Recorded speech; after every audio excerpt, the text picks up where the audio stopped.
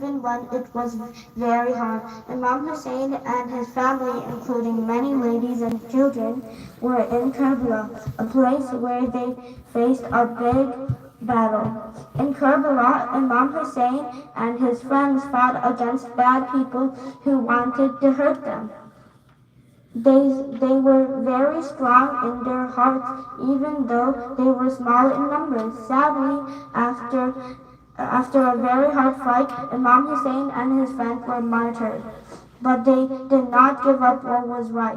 They showed us that we should always stand up for truth and justice. After the battle, the ladies, including Imam Hussein's sister Bibi Zainab alayhi salam and his little daughter Bibi Sakina alayhi salam, had to go on a very tough journey. They were taken from Karbala to a faraway place called Kufa and then to Sham. The ladies were very sad because they had lost their loved ones, but they stayed strong and brave. They faced many challenges like being treated badly by their enemies, walking for many days in the hot desert. Even though it was hard, Bibi Zainab alayhi salam and the other ladies never stopped telling people the truth about what happened in Karbala. They told everybody about the bravery of Imam Hussein alayhi salam and how he stood up for justice. Because of their courage, the message of Karbala was heard by many people, and we still remember it today. So, my dear friends, Karbala teaches us that we should always be brave and stand up for what is right, even when it's hard. And we should never forget the strength and courage of the ladies who went on that long journey after the battle. Let's remember them in our prayers and try to be as strong as brave as they were. Thank you, Salawat.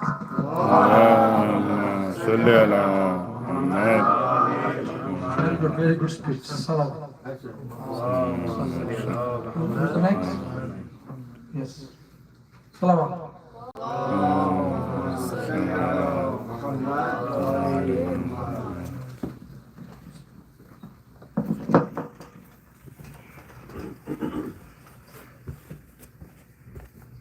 I chose Hazrat Abbas as my role model because he was giving, kind, and brave. Hazrat Abbas was the flag bearer or alundar of Imam Hussein. He brought water for the children, but he was unsuccessful because he was martyred. Here is a story of him getting martyred when he was getting the water to the children. Hazrat Abbas was going to get water when he reached the Euphrates River and got water. And he got water. But instead of drinking it, he tried to bring the water back to the children at the camp. But the enemy blocked him from going back to the camp, which was far away. Hazrat Abbas tried to fight, but his arms got cut off. Then he was martyred and the water spilled. This is the reason why I chose Hazrat Abbas as my role model, because he was very helpful, valiant, and selfless. Salawat.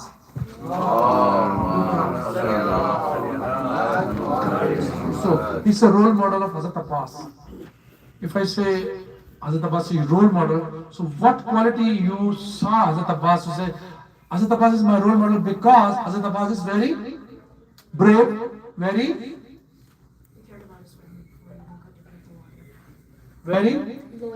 loyal, very anybody? You say when Sheikh cutting the head of Imam Hussein, and one of the army person was standing there and he saw when he cutting the throat of Imam Hussein seeing something from his lips. And he asking one name. Who he asking? Abbas. He's asking Hazrat Abbas. Because Hazrat Abbas is the alamdar, leading the whole army. Who's the next? Come on. Salawat.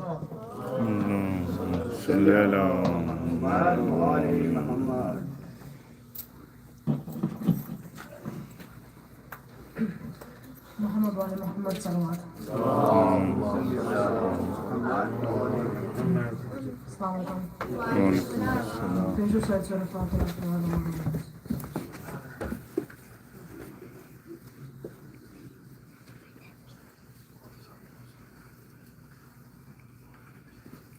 أعوذ بالله من الشيطان الرجيم. بسم الله الرحمن الرحيم. Today we gather to reflect on the story of Bibi Sakina bint Hussain, a young girl whose life and suffering remain a poignant reminder of the struggle for justice and faith. Her story is deeply connected to the harsh conditions of captivity she faced, particularly in the Zindan al-Sham, the prison in Damascus where she was held. Following the tragic battle of Karbala in 688 CE, where Imam Hussein and his companions were martyred, Bibi Sakina and the remaining members of her family were taken as prisoners. They were marched from Karbala to the city of Damascus, a journey marked by immense suffering and public humiliation. Upon arrival in Damascus, Bibi Sakina and the other survivors were imprisoned in the Zindan al-Sham, a dark and harsh dungeon. This prison was a place of severe discomfort and cruelty, where the captives were subjected to poor conditions and were deprived of basic necessities. For a young child like Bibi Sakina, the conditions in Zindan al-Sham were unbearable. In the prison, Bibi Sakina faced extreme hardship.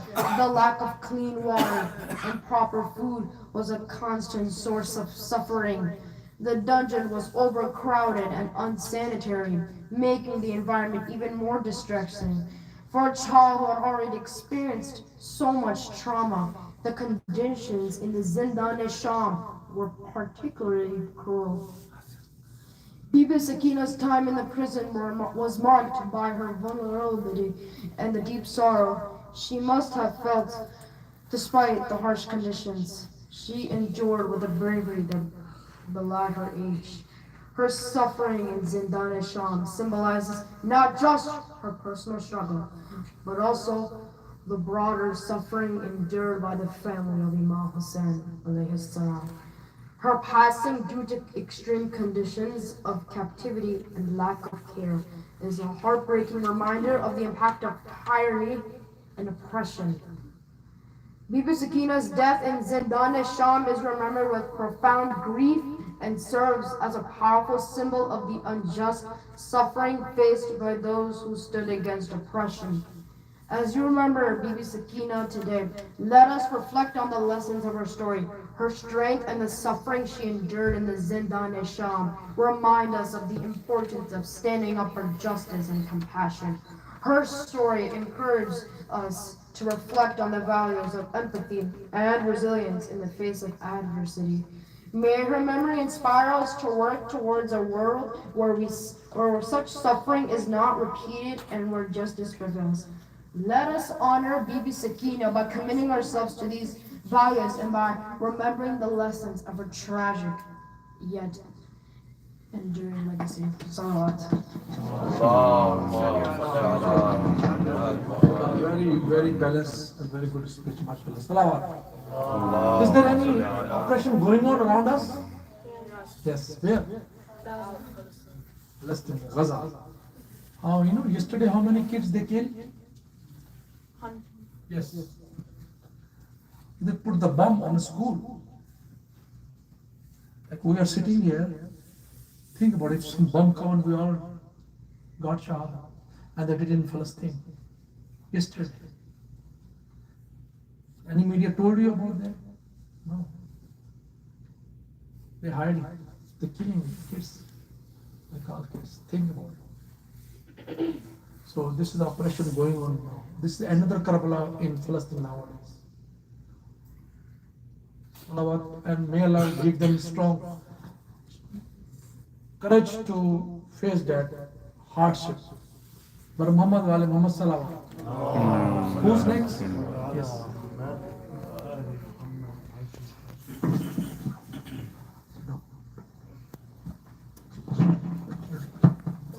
Muhammad salawat.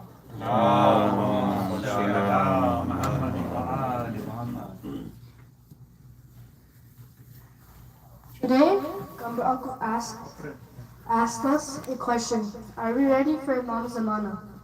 I prepared something for this question last year that I want to remind you all again.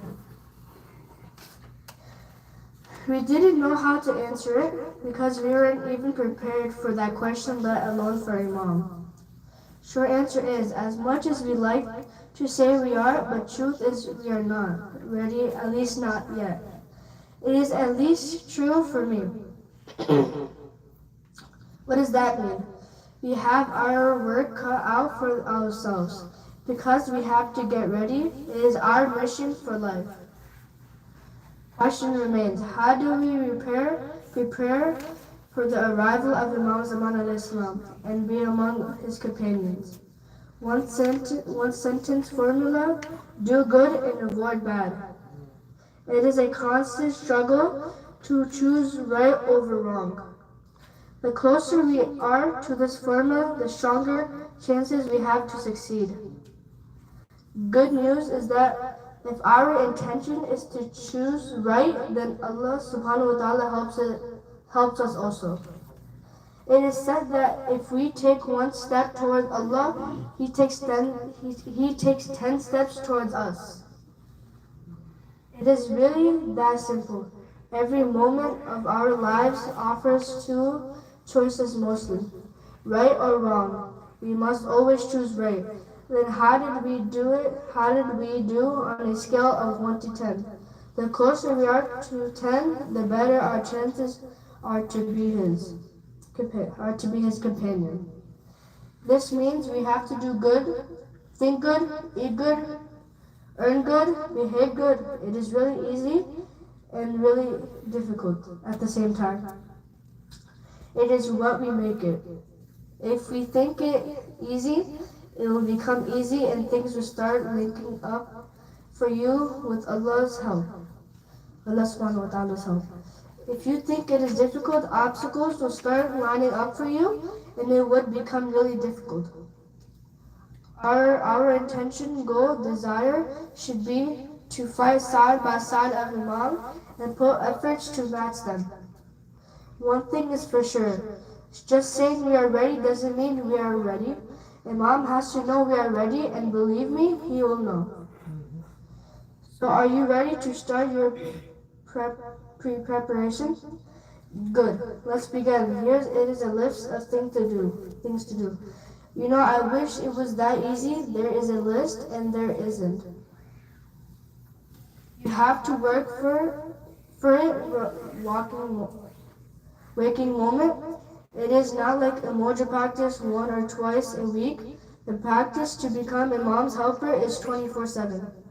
Everything you do should be with the intention to get near Allah subhanahu wa ta'ala. Only people closer to Allah subhanahu wa ta'ala would be able to help Imam, because Imam is Allah subhanahu wa ta'ala's appointed representative. Helping Imam is same as helping Allah subhanahu wa ta'ala. And helping Allah subhanahu wa ta'ala is helping Imam. You can't separate them.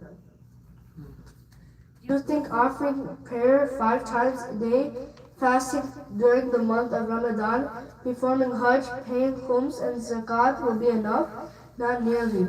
You know, there were Namazi, Rosadar, and Hajj, and the army of Yazid bent on killing the very person who was the Imam of their time? Who was the Imam of their time? Imam Mohsin. But these things are definitely required. We must fulfill all of our mandatory assignments. But that only qualifies us to be a possible contender if these prayers are accepted. So everything we do should be with the intention to get near Allah subhanahu wa ta'ala. Just saying qurbatan illallah doesn't bring us closer.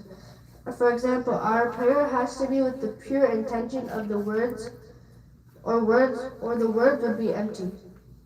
So what are some of the things we do at our age? We go to school, we should go with the intention to become educated, successful, and resourceful to help Imam.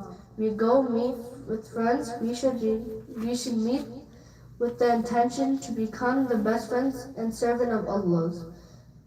We play, it should be with the intention to become physically fit and successful to be able to help Imam. We watch YouTube videos, we should watch with the intention to learn good things and be able to use them in helping Imam. I'll spend a little extra time on this point. We should do a review of the videos we watch. Are we watching videos where we can learn something from, or is it just a waste of time? One advice is if we must watch video that is not going to help you. One advice is if you must watch video that is not going to help you, become near Imam and Allah subhanahu wa ta'ala, but you shouldn't watch anything that will take you far from Imam. Yes, our actions, talk, and thoughts could take us away from Imam. We don't want that, obviously. We listen to parents, I hope, at least most of the time. We should obey with the intention to get closer to Allah. You go to center to listen to speakers, we should do it with the intention to learn ways to get closer to Allah. Observe halals and haram. When doing halal, say you're doing it to get near Allah subhanahu wa ta'ala. And you are avoiding haram, say you are doing it to get near Allah subhanahu wa ta'ala. Ensure whatever activities we are engaged in on a daily basis, we should make sure it will bring us closer to Allah subhanahu wa ta'ala. Sound easy enough? I wish. Do you think if we do all these things, we will get ready? First of all, keep the intentions pure. It is hard. But don't worry, if you take one step towards Allah subhanahu wa ta'ala, Allah will take 10 steps towards you. He will always help those who are seeking His nearness. Allah subhanahu wa ta'ala is so merciful. Last point, just do your best and making the most of your activities. Salawat. Very balanced speech, very mentioned. So now we're blessed that we have a Maulana among us. So I will invite the Maulana, please come to the member and speak. War Mohammad wa ali Muhammad salawat. Salli ala Muhammad. Baawaz mein buland salawat.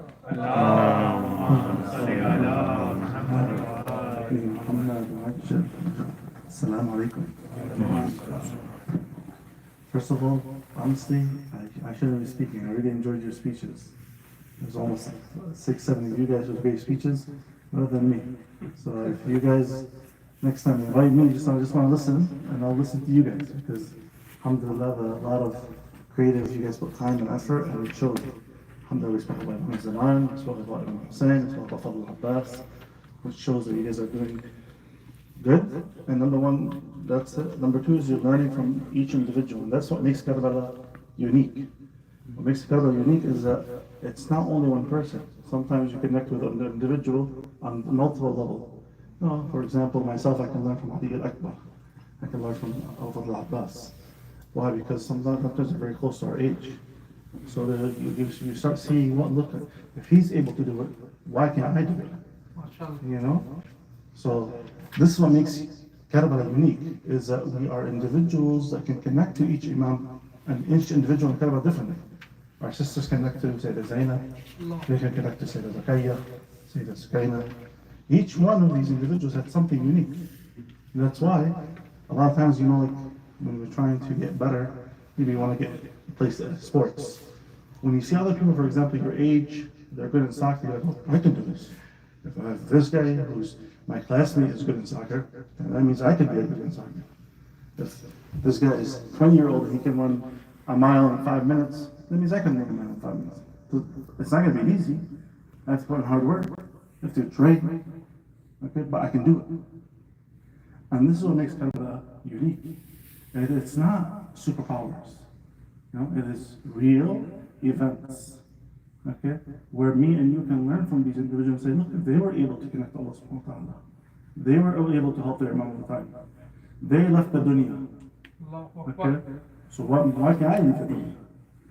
You know, each of them had things that they like you see, you know, like how you like some things. They like some things. They like to play. They like to visit their families. They like to be with their kids. parents, each individual had something they liked, but they gave that up to be with their imam. Where is that similar when it comes to Sayyidah Ruqayyah?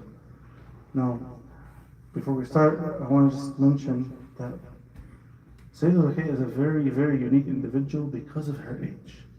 Inshallah, now we'll speak about that. Give me salat ala Muhammad wa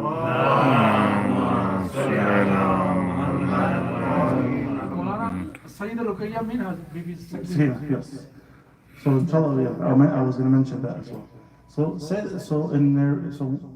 Karbala, what's unique about Karbala is some things we have shared names. So for example, like myself, my name is Adil.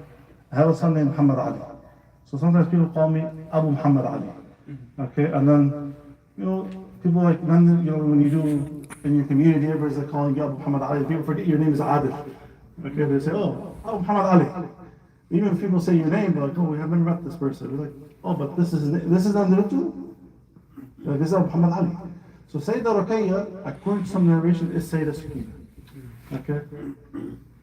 So Imam Hussein had 4 daughters or 3 daughters. One of them was Sayyidah Zainab. One of them, not Sayyidah Zainab, his sister, but he had a daughter named Zainab. And he had a daughter named Fatima. And he had a daughter named Ruqayyah or Sukaina. Ruqayyah was the youngest, or Sukaina was the youngest, but we're going to use Sukaina just for the sake of confusion. Okay? Sukaina was the youngest daughter of Imam Hussein. Okay? Now, this is also, Sayyidah Sukaina, when she was in Karbala, some say she was 3 years old, some say she was 4 years old, but some say she was 5 years old. The thing is, she's 5 or less. Okay? She was 5-year-olds or less. How many 5-year-olds are in here?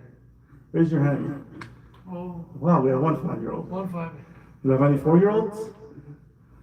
Okay, so alhamdulillah, from 5 and above. Now, Sayyidah Sukaina, her grandparents are Imam Ali and Fatima al-Zahra. Correct? Now, she was an individual that went to Karbala, but she didn't only go to Karbala. She saw everything that happened in Karbala. And sometimes when we attend the Majlis and we hear the Majlis, some of us cry. But she saw everything. We just hear and we cry. Imagine you see everything, okay, and you still have a mind. Imagine seeing your father, seeing your uncle, see what happened to them, and then she's like, you stay strong. It wasn't easy. No, because she's so young, we don't have a lot about Sayyidah Ruqayyah. But what we do have, there's few lessons that me and you can learn from her. Inshallah. One thing that we learn about Sayyidah Ruqayyah is that she was an individual that had a lot of patience. She did not complain. We never hear Sayyidah Ruqayyah, one of their fathers, like, enough, can we just leave? I lost my uncle, I lost my brother. Khalas. That's not the case. If anything, we see a patient, when they see some of the videos, their house is destroyed. They lost maybe some of their brothers, some of their parents. And then they're laughing. What are you laughing about?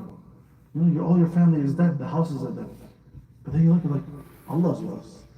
And if Allah is with you, you're not going to lose. Is this what Sayyidah Ruqayyah, when we look at Sayyidah Sukaina, we see like patience. I didn't complain. Because who am I going to complain to? To Allah subhanahu wa ta'ala, correct? But Allah is with you. Allah is going to help you. Nobody else is going to help you except Allah subhanahu wa ta'ala. Imam al-Zaman is with you. So when she sees that, she sees Sayyidah Sukaina, you're like, wow. An individual was 5-year-old who saw everything she saw in Karbala, but she never said, Ya Allah, khalas, that's it. This is enough. So one lesson we learn from Sayyidah Ruqayyah, from Sayyidah Sukaina, forgive me, is patience. Another thing that we learn about her from her personality is the loving. She was a very loving and caring daughter. Someone who loved her parents. She obeyed her parents. She respected her parents. That's why one lesson that me and you and all of us can learn is this, is that a 5-year-old was able to respect his parents. Am I respecting my parents? the way we, inshallah, I ask Allah subhanahu wa ta'ala, but we should always ask ourselves, my parents, am I respecting them? How am I acting with them? You know? At home, when my parents tell me, for example, it's bedtime, do I go to sleep? Or do I just keep fussing and puffing and causing problems in the house, and then for the next half an hour I'm just yelling and screaming, I don't want to sleep. Well, it's not that your parents are telling you to go to sleep because they love you. It's not like they don't love you. Because they love you, they're telling you to go to sleep. Okay? And this is something that we, all of us, alhamdulillah, in all the speeches I heard, they were great. But there's one thing I want to mention and add to them, to make them over here, to add some spices to them, is that when we do something, do it because we love Allah subhanahu wa ta'ala. We love Him. I'm not scared of Allah subhanahu wa ta'ala. I should love Allah. When I love Allah subhanahu wa ta'ala, I was like, you always feel like, well, Allah, man, I love you so much that nothing I can do is enough. Okay? Now I'm scared from you, and that's what happens. When I love Imam Mahdi so much, I'm like, everything I want to do for Imam Zaman. I love this person. You know? Similarly, for example, when you love your parents, you're like, well, I want my room to be clean because if my mom comes home and she sees my room, I want her to be happy. So how can I make my mom happy? I'm going to clean my room today. She doesn't have to tell me. I am going to do it. I'm not scared. My mom, if she comes home and my room is not clean, she's not going to be upset. But when she comes home, I do it because I love her. She's like, oh man, why'd you clean your room? Mom, because I love you and I want you to make you happy and I clean my room. When I listen to my parents, it's that do it because you love them. And this is the kind of relationship, this is how we should have this kind of relationship with Allah subhanahu wa ta'ala. We love Allah subhanahu wa ta'ala. Allah is loving you. How? You breathe, you can see, you have a roof over your head. You can move your hands. That's all love. Did you see Allah subhanahu wa ta'ala ever say, you know what, you did a haram, I'm going to smack you? Allah says, you know what, you did a mistake, but you can still see because I allow you to see. That's how much I love you. I want you to come back to me. It's important to say, to have this relationship as we grow older, this love. I love Allah subhanahu wa ta'ala. Now I'm scared of Him. And this is what we see from Sayyidah Sukaina. She loved Allah subhanahu wa ta'ala. Who did she talk to? Allah subhanahu wa ta'ala. Complain to whom? Allah subhanahu wa ta'ala. Not only of you guys. Not only of us.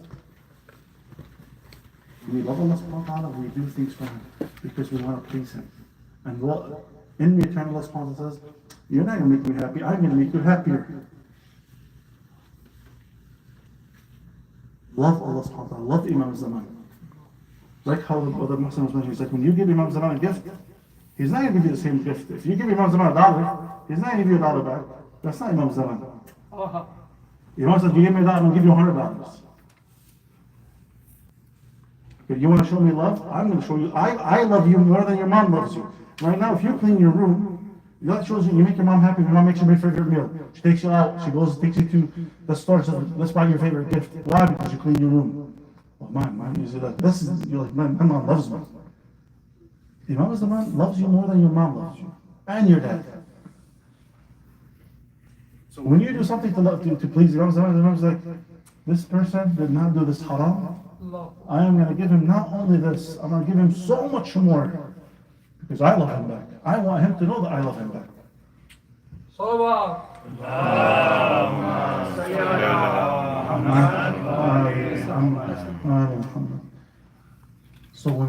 one thing that Sheikh does is that she showed us this loving. She loved her parents. And the mere fact, the way she died, inshallah we'll mention in a little 2-3 minutes how she died, is because she loved her parents. It is said that Sayyidah Sukaina, a young individual who was 3-4-year-old, 5-year-old, one night, remember, they were in Karbala. Karbala, brothers, right now Karbala today is 120 degrees. Today, if you go online and you check the temperature in Karbala, it's 120 degrees. This is how hot it is. Okay? Well, you see nothing at that time. Imagine being in Karbala for 10 days, 4 days of them, you didn't have water, 3 days you didn't have water, and then these individuals, they didn't stop at killing the Muslims. They started insulting the women. So after Karbala, they took all these children, they tied them up, and they took them where? Kufa first. Kufa, from Karbala to Kufa today, it's like from here to, I think, the airport. Very further away there. And then after finishing from Kufa, they took them where? To Sham. Sham is in Syria. Okay? It's another country. Imagine a 4-year-old doing all this trip. Sometimes right now, if you tell your parents, I want to walk for 2 miles, they're like, okay, take a water bottle, make sure you have a hat, all this, are you going to be safe? Who's going to be walking with you? And that is just walking from here maybe to Zainabiyya. Imagine walking from here all the way to Florida. So this young woman teaches me and you how much patience we need to have. She's only a 4 or 5-year-old. So she gets to the castle of Yazid. And one of the nights, they say, she was sleeping. And as you guys mentioned in your speech, she wasn't sleeping on a nice mattress. She was sleeping on the floor. There, she wakes up in the middle of the night, crying. And the women, they come to her like, why are you crying? What's wrong? What's happening? A 4 or 5-year-old wakes up in the middle of the night crying. Everybody's worried. Is something hurting you? Are you in pain? What's going on? And she's like, I saw my father. Where's my father? Imagine. She's like, where'd you see your father? She's like, I saw my father in my dream. Where's my father? Now, all the women around her start crying because they're all remembering Imam Hussein as well. They all saw what happened to Abu Abdullah in Karbala. So they remember what's going on. They all start crying. So all this noise, everybody's crying, wakes up the Mal'un Yazid. And he's like, what's going on? Why do I hear yelling in the middle of the night? They say this girl woke up from her sleep remembering her father. Who's her father? Imam Hussein is her father. He says, give her her father. Give her the head of her father. So Sayyidah Ruqayya is presented with what in the middle of the night? With, as we say, a sufre. One thing, a tray. And on the tray was covered. When the tray was covered, she's like, I'm not hungry. I don't want anything to eat. Why are you guys giving me a tray? I'm asking you, where's my father? They say when she removed the cover off the tray, she sees her father's head. And she looks at her father or something, she says, Ya Abata, why are you drenched in blood? Ya Abata, who did this to you? What happened to you, Ya Abata? What happened to you, my father? She takes the head and she hugs it and cries and wails over her father. She cries. Everyone sees this, and the woman starts crying. Each one calling, Ya Hussein, Ya Mazloom. Sayyidah Sukaina stops her crying. The room becomes quiet. Sayyidah Zainab comes to Sayyidah Sukaina and removes her head. And Sayyidah Sukaina had departed this world. Inna lillahi wa inna ilayhi raji'un. Inna lillahi wa inna ilayhi raji'un. Oh Allah, by the rights of Sayyidah Sukaina, we ask you to give us the patience and the love that she had for the Imam of her time, to allow us to get closer to the Imam of our time, to help those who need our help wherever they are, Ya Allah. We ask you, Ya Allah, remove all the oppression in the world, to hasten the return of our Imam, to bless all our ulama al-muraja, especially our leaders who are helping the oppressed people in the world, Ya Allah. In Haqq Muhammad wa Muhammad, we ask Ya Allah to forgive all our sins, forgive all our parents, our grandparents, and all the mu'mineen and mu'minat of their sins. To bless and give us and accept all our amal and accept our du'as, Ya Allah. We ask Allah subhanahu wa ta'ala, inshallah, all of us to be next year granted to go up to Ziyarah of Abu Abdullah, to visit Sayyidah Sukaina, inshallah, in Syria, Ya Allah. We ask you, Allah, for the rate of Sahib Asr al-Zaman, to allow us to be among those who will be with him and fight alongside Sahib Asr al-Zaman. من نبي وآله صلوا على محمد وآل محمد. اللهم صل على محمد